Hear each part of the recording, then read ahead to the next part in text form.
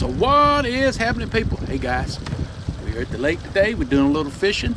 I'm going to show you how to find and catch these fall crappie. Water temperature 67. This came down about 5 degrees. We're going to talk about in this video some things that you got to consider each time you come to the lake. Also in this video, we're going to go over I'm going to show you a few things on the 2D sonar. Had so many comments on the 2D sonar. I'm going to go over a few things and try to point them out as we spot these fish. So hey guys, stay with me, and I hope you enjoy the video. All right, here's some more 2D stuff. Okay, shad, more concentrated shad right there. What we're looking for is a fish attractor out here.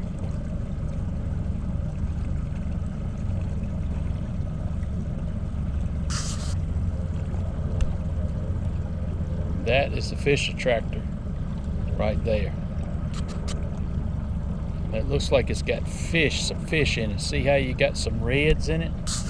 Let's turn around and see. I'll show it to you on the live scope. Okay, y'all remember what that blob looked like I just showed you? That's what it looks like on live scope. See all the fish hunkered down in there? That's why it was tight like it. That is a bunch of crappie right there. Boom. Hey guys, if you enjoy content about fishing, fishing techniques, and how to catch more fish, then be sure you subscribe to the channel, be a part of the Wildlife Adventures YouTube community, and I appreciate all my subscribers. So we've came towards the upper end of the lake. You know, many times I could probably go around here and fish some of these docks and catch some crappie. It's done got a little overcast, so I've noticed the crappie have came up in the water column. You know, some of the things to consider when you come to the lake in the fall: water temperature. Cooler water means those crappie are going to move up in the water column. And one thing to remember, even though the water is cooler and they move up in the water column, on a sunny day, they're going to probably go back down in the water column or seek some sort of shade, whether that's brush, dock, rock pile, cliff facing. If you've got tall bluffs on your lake, they create shade. They're going to look for some shaded area to get in. But if you get towards the upper end, that's where those shad are going to migrate towards the upper end. And those crappie, if you can find some structure isolated away from the bank, prime place to catch crappie. So let's turn around and see if we can catch some of these fish we just marked.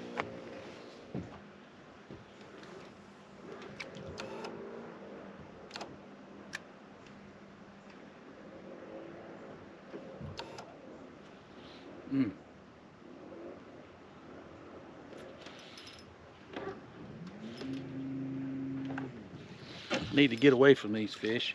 Anytime you get to some fish, I've noticed they were high in the water column. Those fish up on top are going to usually bite. That's a rule of thumb. That's a good fish. That's an 1.25 inch fish. That's a good fish. That's a 10.25, 10.5 inch crappie there. Good fish. Now switch my tactics. Since I have this isolated cover, I'm using that Virginia shad and the swim bait. See, that thing looks just like a shad swimming by. And boom, Virginia shad and the swim bait body. Got good metal flake on it. I catch a lot of fish on that color, that swim bait.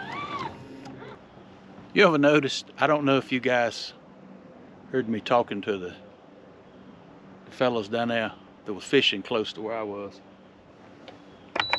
You ever noticed when you're catching fish, they catching fish, people always tell you about a better place to go fishing. I've had that happen a bunch of times. They'll tell you a great place to go fishing. And I'm assuming, I don't know if it's by habit or design or just subconsciously, you know, they kind of want you out of their area. But they'll always tell you a great place to fish, and the first thing comes in my mind, well, if it was that good, why ain't you there?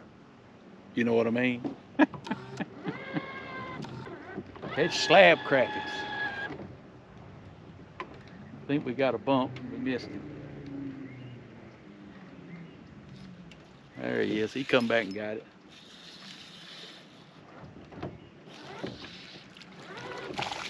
Not the greatest crappie in the world, but we'll take it. We can't help what bites, y'all. You know, 9.5-inch fish there.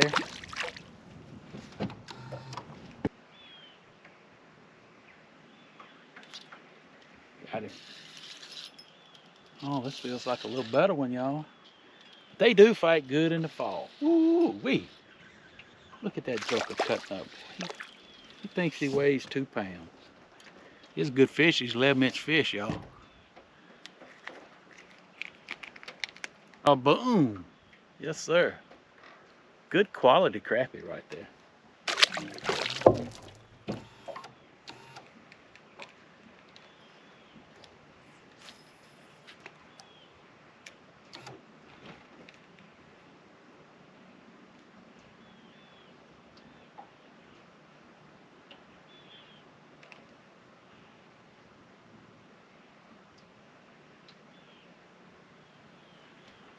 Boy, they biting easy. Ooh-wee. Good gracious. Joker is cutting up. He ain't big as nothing.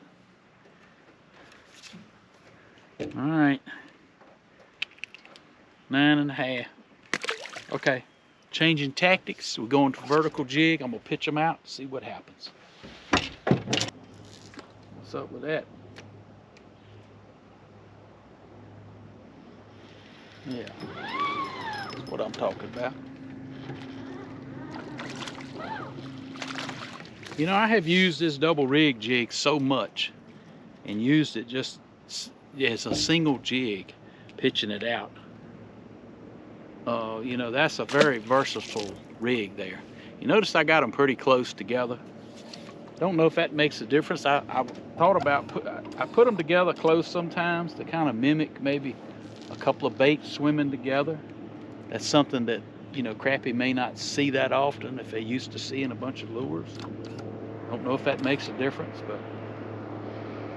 but seems like it's working pretty good now, right?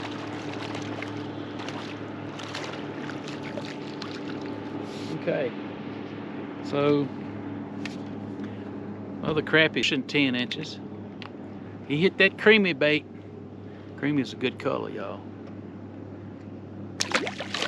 All right, we're gonna ease over and go a little further towards your upper end and see what we can find. Okay guys, to start with, I'm going down here to the bridge, local bridge. There's always a lot of crappie and shad hanging around this bridge, but there's also a lot of fishing pressure that is applied to this spot. I will fish it sometimes, but it's just so much fishing pressure here. I don't fish it a lot, but I will fish it. But I know that I can go under the bridge and I can show you maybe some schools of shad and what these crappie look like in 2D sonar. And hopefully that'll translate when you can interpret your unit when you're out on the lake. That's what it's all about. I want you to catch fish. So we may go back and forth a couple of times. You can see the bridge right now coming up. So as you see this, that is probably a bass there. And you see this trash. This is just stuff that's on the bottom here.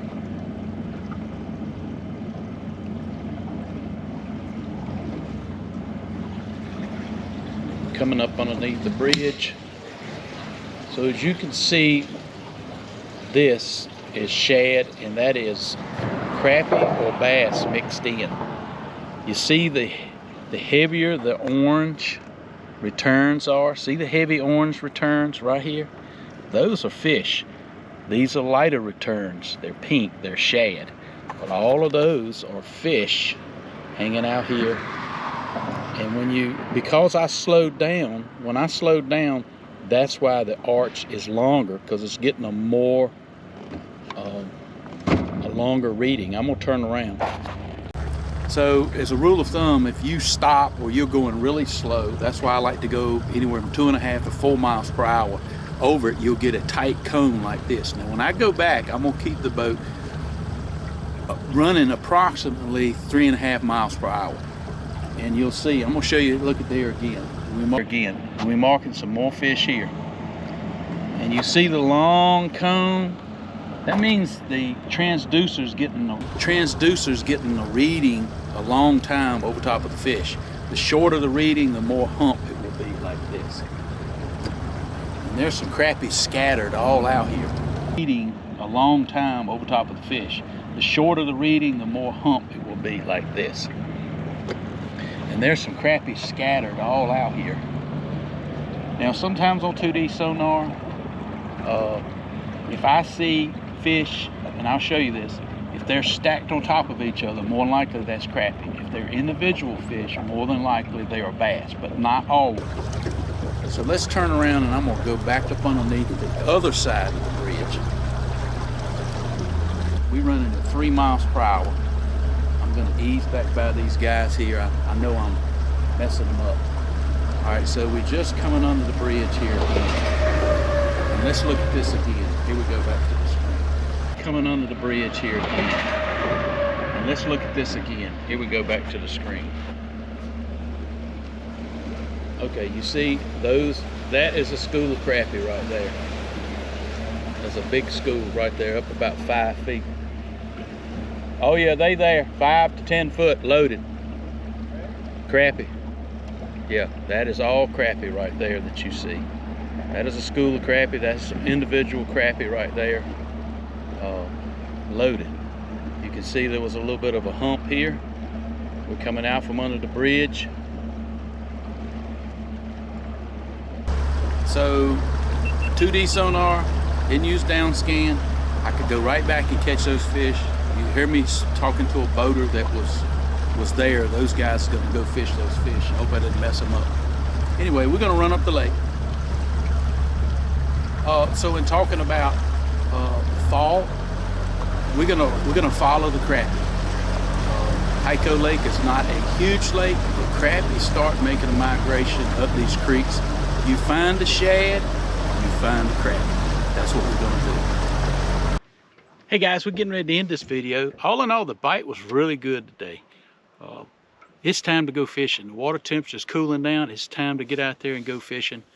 Look for those packs of crappie on isolated cover towards your upper end. Out on the points, especially on the points if you've got some structure in the upper end. We're going to be heading to some creeks here pretty soon. Keep an eye out for those videos. We caught crappie today casting to them. We caught crappie vertical jigging, and we caught them on a multiple assortment of colors and some hair jigs today. So be sure you try all of those if the crappie bite slows down. Hey guys, you remember, God is good all the time, and all the time God is good. Hey guys, don't forget to hit that like button, click that notification bell so you don't miss an episode of Wildlife Adventures. And as always, you remember, it's a wild life, and I'll see you on the water.